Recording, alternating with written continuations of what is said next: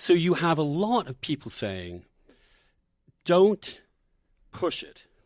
Russia, because of the reasons you've outlined, its sense of its own identity as controlling, to some extent, this empire, this broader empire. And people were saying, if we put NATO all the way up to Poland, well, there were several stages in which it was done, but if we, they are going to feel that this is encircling Russia. And that was true with Poland, Czech Republic, or Czechoslovakia as then it was. But how much more so Ukraine? And so we need to go back a little because Ukraine is not in NATO. I know, right. it's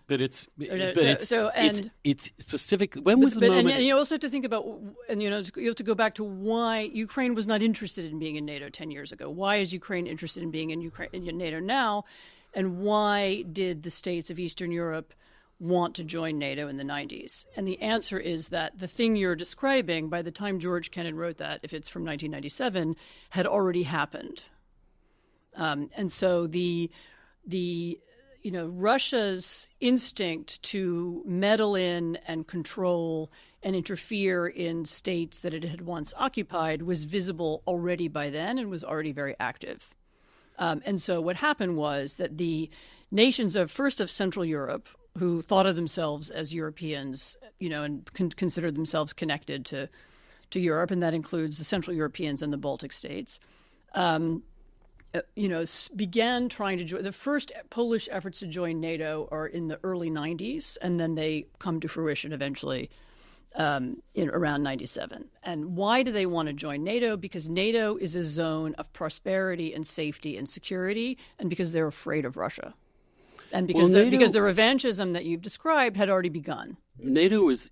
And so, and then let me just NATO finish. is a defense pact. It's not the EU. It's not a zone of democracy. That's what you think. I mean, yes, of course you're right. Technically, the EU is much more important. I mean, actually, I think the EU is much more important in spreading democracy in the region than any other institution, including American influence. I mean, I think the EU is directly responsible for solidifying democracy for 30 years.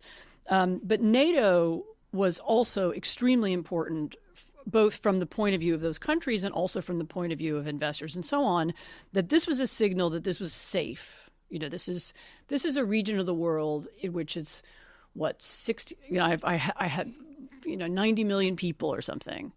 This is a region of the world that was the origin of 2 world wars. That's been the source of infinite instability that has been fought over between Russia and Germany, basically for 200 years.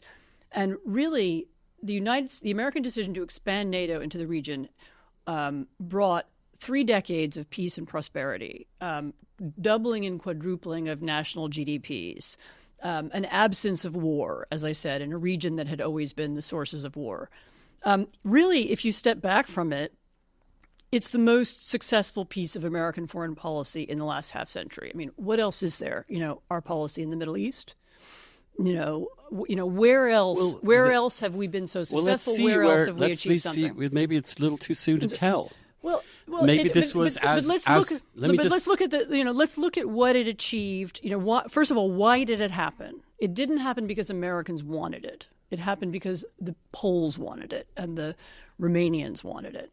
And they applied for it, and they pushed for it, and they lobbied for it. And why did they want it? Because they were afraid of Russia, and they were afraid of Soviet imperial nostalgia, which was visible even then.